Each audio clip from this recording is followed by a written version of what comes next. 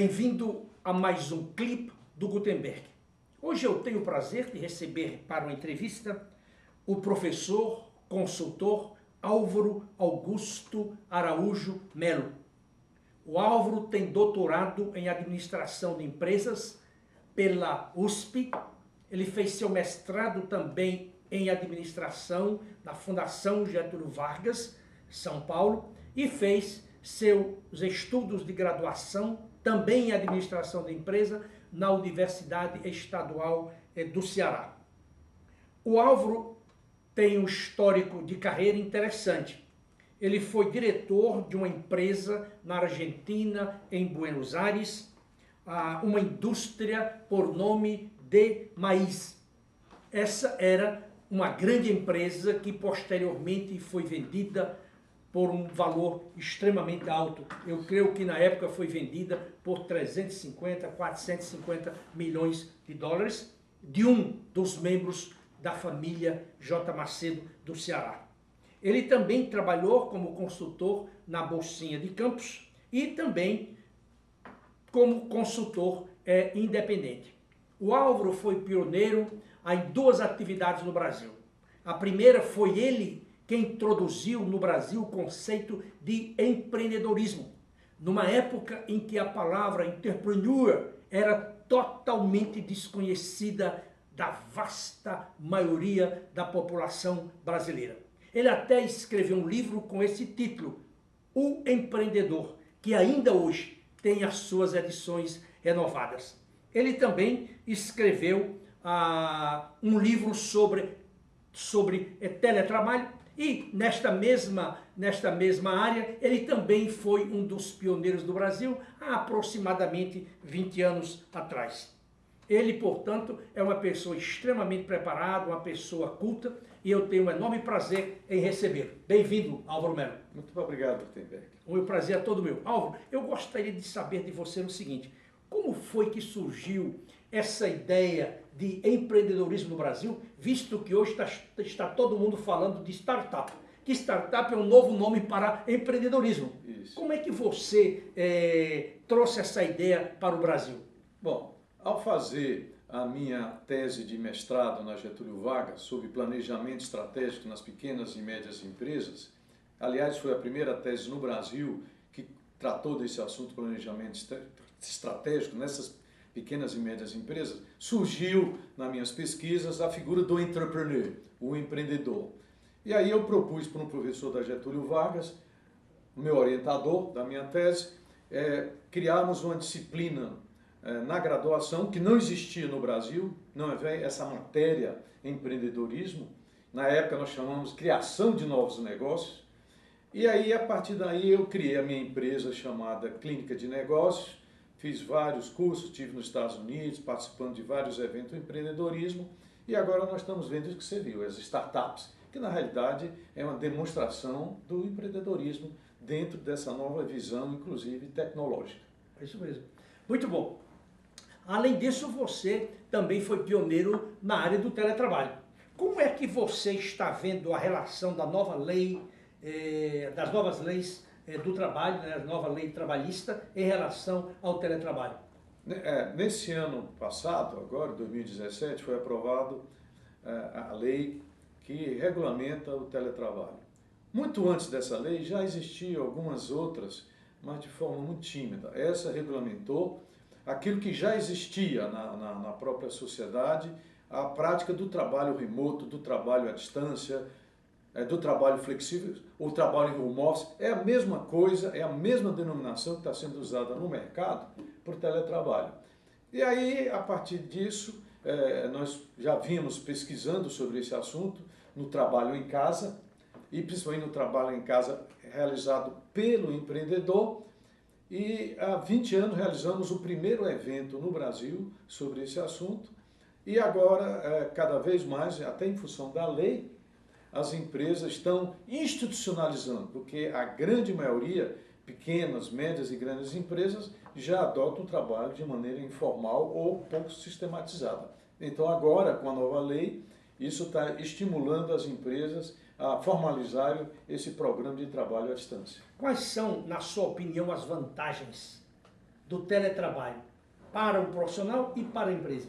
Olha, para o profissional, ele tem, isso está demonstrado, um aumento de produtividade, principalmente porque ele tem já, trabalhando à distância, a sua administração do seu tempo, ele trabalha por resultados, principalmente, não precisa ir todo dia à empresa, aí tem desgaste, deslocamento na cidade, trânsito, essas coisas todas. Estresse, né, que é muito alto. Estresse, exatamente, porque a pessoa está perdendo tempo no trânsito, né? Isso é muito bom, mas nós temos já informações, levantamentos que se perdem de 1 hora e meia só para chegar no trabalho, e a volta, mais outra 1 hora e meia. Então, isso daí elimina, para ele é bom, melhora a qualidade de vida, relacionamento com a família, inclusive dedicação às suas atividades, até pessoais, onde ele pode administrar melhor o tempo, indo fazer a ginástica numa academia,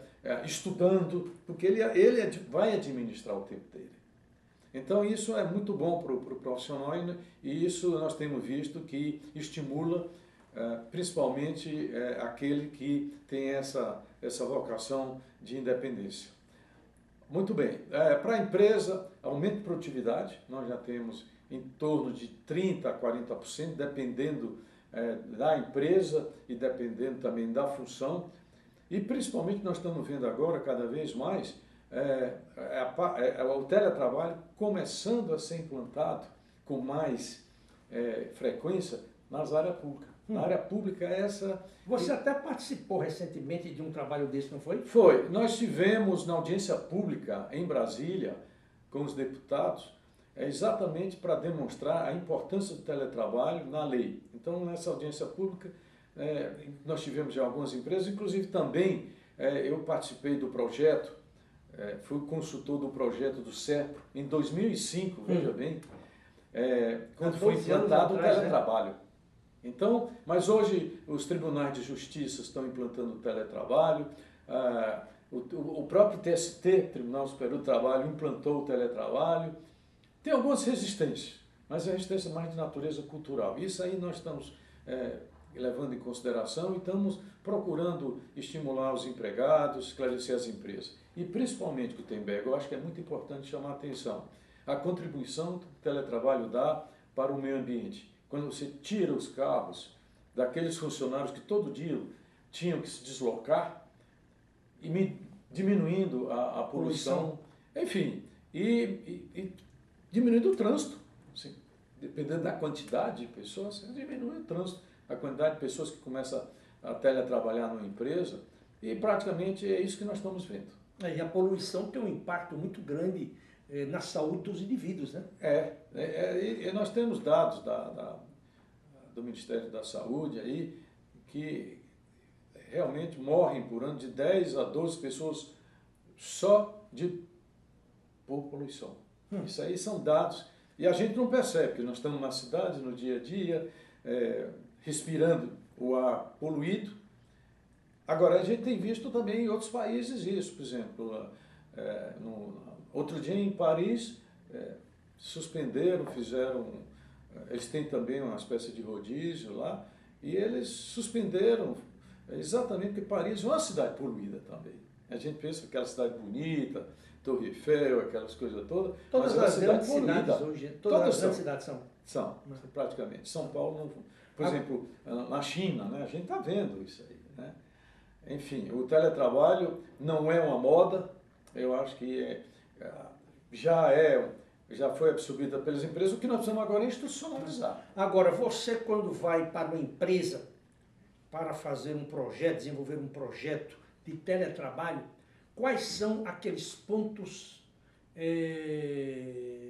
nos quais você encontra maior resistência?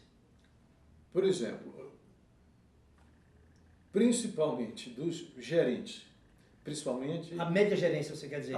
O gerente, porque ele quer, está na formação dele, ele quer ver o funcionário dele todo dia na frente dele trabalhando. Porque ele acha que o sujeito que está em casa não está trabalhando. Não está trabalhando.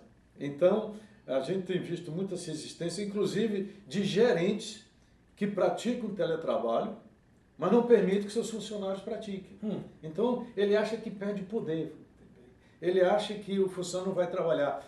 Olha, há mais de 40 anos, você sabe, está aqui nos seus livros aqui, na sua empresa, aquele livro do Peter Drucker, Administração por Objetivos. Há quanto tempo faz isso, Gutenberg, que ele escreveu esse livro? Muitos anos, na década de 60, eu acho, se não estou enganado. E ele, Gutenberg, já falava lá que você pode administrar as empresas por objetivos. Você não tem que ver as pessoas. Ele não falava em teletrabalho, mas ele falava que você podia administrar por resultado, seja na empresa, seja remotamente. Então, não é o caso de você ficar vendo o seu funcionário, e muitas vezes hoje nós estamos vendo as complicações dentro das empresas, não tenha dúvida nenhuma. Como é que estão disciplinando o uso do WhatsApp nas empresas, o acesso dos funcionários. O que nós precisamos é um bom funcionário que tenha perfil, sendo um bom funcionário na empresa, logicamente, ele quando for ou para casa ou por outro lugar alternativo, que não é só em casa. Eu sei, pode ser no coworking, ou nessas, sabe? Pode ser no sagão, no lobby de um hotel, pode ser do aeroporto, pode ser em qualquer lugar. Onde tem um ponto para ele se conectar com a internet. É isso que a gente vê hoje, as pessoas trabalhando dentro dos aviões. Enfim, ele está trabalhando à distância. Né? Enfim, e aí, esse é o grande problema. Ele acha que o gerente acha que se ele não está vendo o funcionário não vai estar trabalhando. Mas ele administra por resultados, ele tem parâmetros, tem métricas, tem indicadores de desempenho. Isso é que nós temos, não, você não precisa. Quais são as características que você, como especialista dessa área de teletrabalho, alenca para que a empresa dê autonomia ou faça escolha para que este empregado, este colaborador, vá trabalhar em sua casa? Principalmente, Gutenberg, eu acho que é estabelecimento de metas. Certo. Você coloca metas, você tem indicadores. Isso do ponto de vista da empresa. Do ponto de vista da empresa. Eu estou querendo saber do ponto de vista do profissional, qual é o perfil? Tem que ser independente. Certo.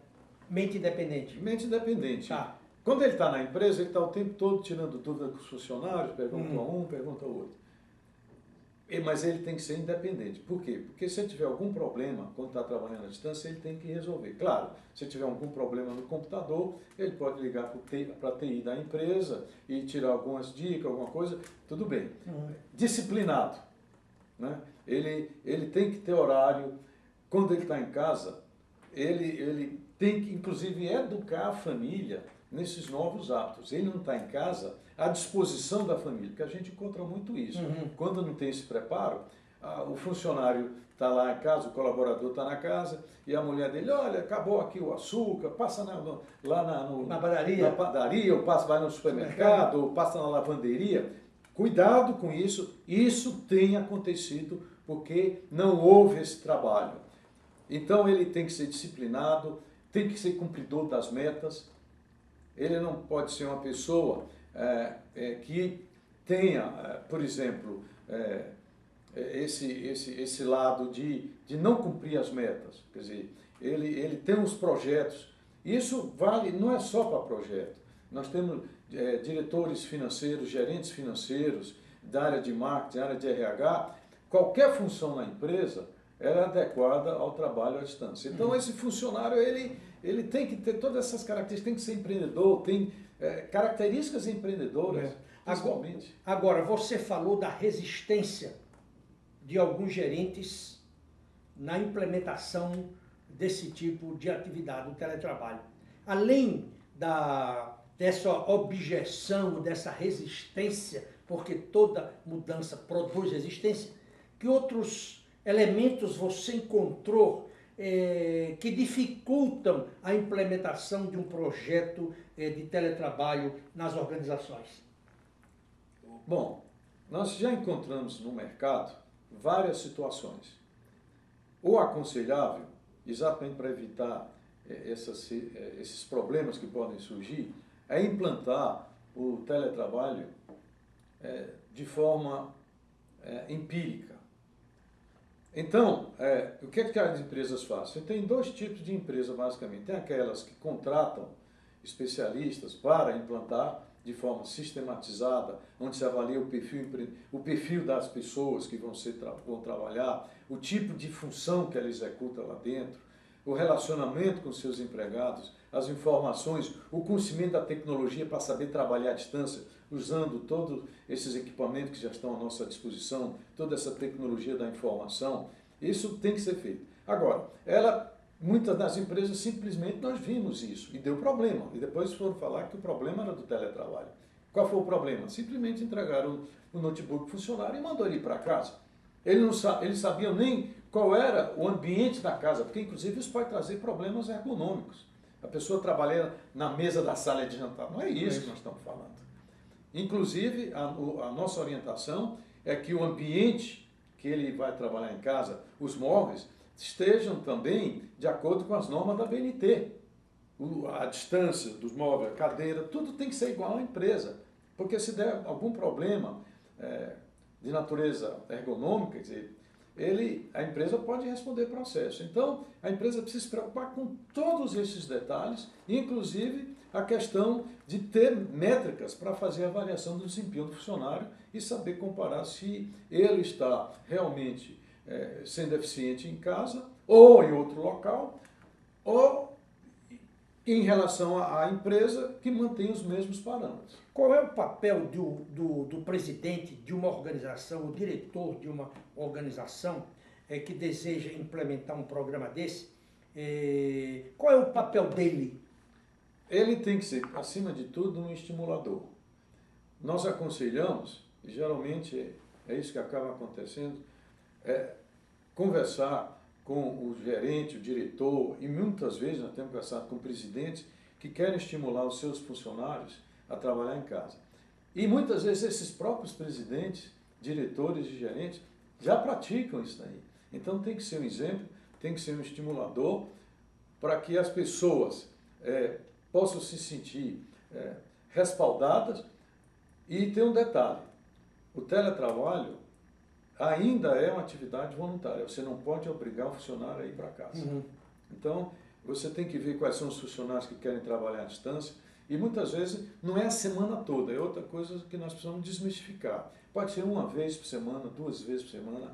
Nós temos encontrado uma variedade muito grande de frequência do trabalho em casa, nesse sentido, quando ele vai trabalhar em casa, variando de 1 a 2 semanas. Agora, o que não pode isso é um grande problema que a gente tem que já tratar quando está implantando, é a questão do isolamento social. Não mandar a pessoa trabalhar à distância e perder o contato. E ele perdeu o contato com os seus colegas.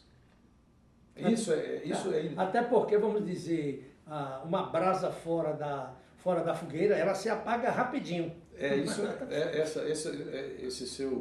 A sua interpretação, a sua figura simbólica que você colocou é muito importante. Então ele tem que voltar à empresa, ele tem que participar, muito embora mesmo à distância hoje, ele tem toda essa tecnologia da comunicação remota, o Skype e outras ferramentas, que ele está em constante contato com videoconferências, mas nós aconselhamos que ele tem que ficar voltando à empresa com uma certa regularidade. Qual é a duração, em geral, para a implementação de um programa de teletrabalho numa organização, vamos dizer, numa organização média, ou até mesmo uma grande organização? De 3 a 6 meses. 3 a 6 meses. 3 a 6 meses. Inclusive, depois de ter feito toda a implantação, nós fazemos um monitoramento, um acompanhamento para fazer os ajustes. Porque sempre, vejam bem, nós estamos tratando de comportamento organizacional, comportamento humano. Sempre tem alguns ajustes que a gente tem que fazer. Nós até agora não implantamos nenhum trabalho que seja igual ao outro. Por quê? Porque cada empresa tem a sua cultura, tem o seu modelo de gestão, tem o seu tipo de pessoal, tem uma tecnologia diferenciada, enfim. Então a gente precisa fazer esse acompanhamento. Você, como um especialista nessa área, você acha que as organizações brasileiras conhecem em profundidade essa atividade do teletrabalho, ou você acha que ela está mais, vamos dizer, mais saliente, mais visível em centros como São Paulo, Rio de Janeiro, Belo Horizonte ou Brasília? É verdade. Aqui em São Paulo, isso inclusive é uma característica que a gente percebe, todas essas novas tecnologias, modelos de gestões que vêm principalmente do exterior, e inclusive multinacionais que já trazem um modelo. Nós atendemos algumas empresas multinacionais que já traziam um modelo de implantação de teletrabalho na sua matriz, mas teve que ajustar a questão cultural brasileira. Então elas implantaram, nos chamaram e nós fizemos alguns ajustes. Então aqui predomina muito isso aqui. Em outros estados a gente está percebendo, em outras capitais, a gente está percebendo que estão implantando teletrabalho, mas de forma empírica, não institucionalizada e que está gerando problema.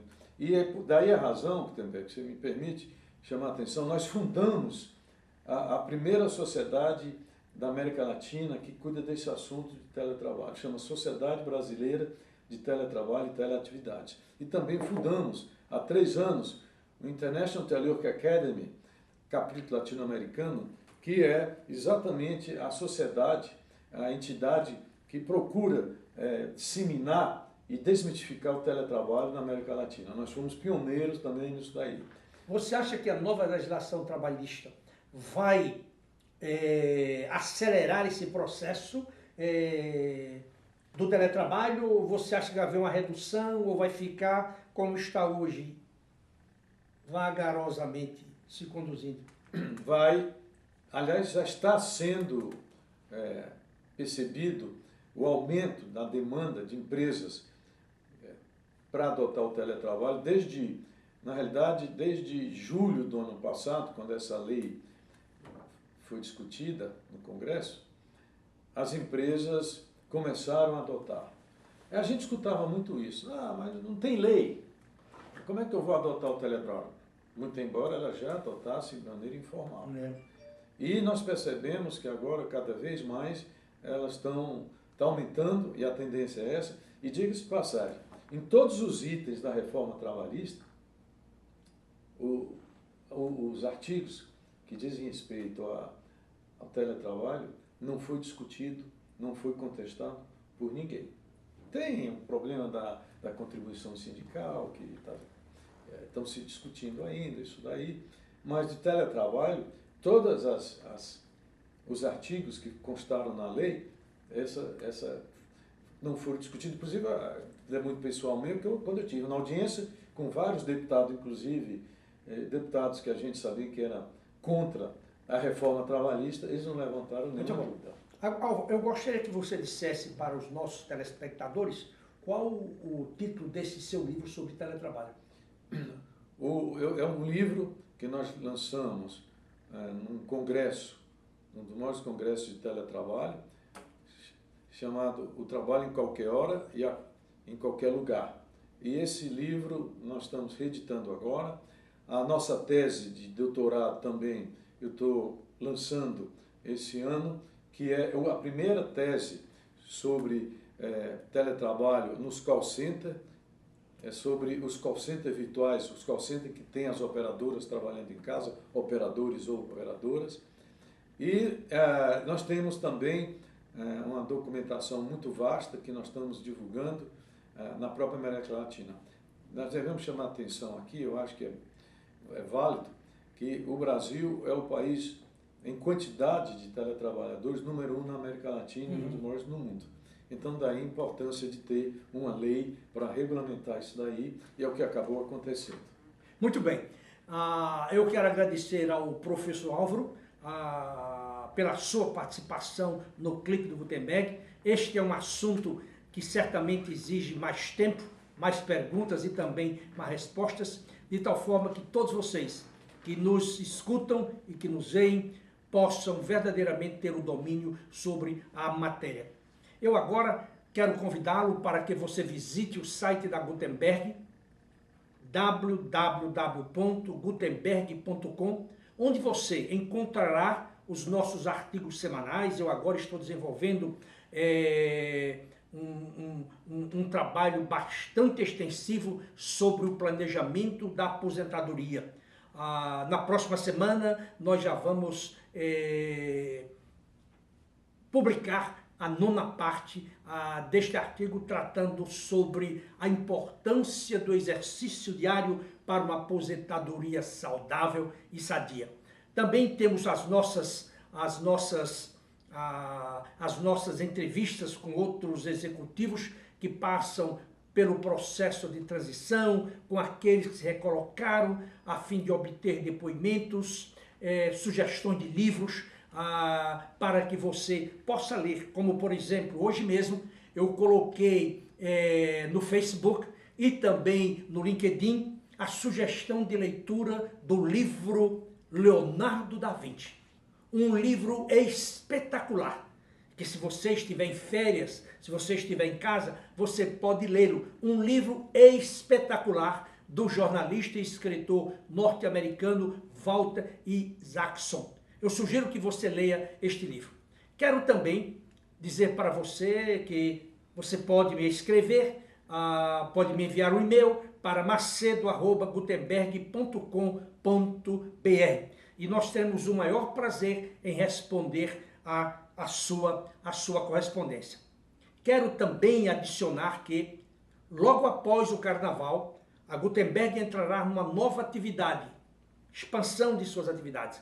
Nós vamos ingressar no segmento de seminários de curta duração, sobre assuntos como planejamento da pré-aposentadoria, teletrabalho, empreendedorismo, finanças para executivos não financeiros, como conquistar um novo emprego, entre tantas e tantas outras matérias que são do domínio da Gutenberg Consultores. Temos executivos altamente preparados e eles irão ministrar esses cursos que terão a duração de no máximo 4 horas. 8 horas é muito tempo nos dias atuais. Preferimos mais, num programa desse, incentivar o participante a ler livros sobre aquela matéria. E são livros que nós consideramos clássicos. Portanto, não deixe de visitar o site de Gutenberg ou de me enviar uma mensagem. Eu quero agradecer a você mais uma vez pelo seu tempo e eu espero reencontrá-lo na próxima semana, se Deus assim o permitir. Até lá!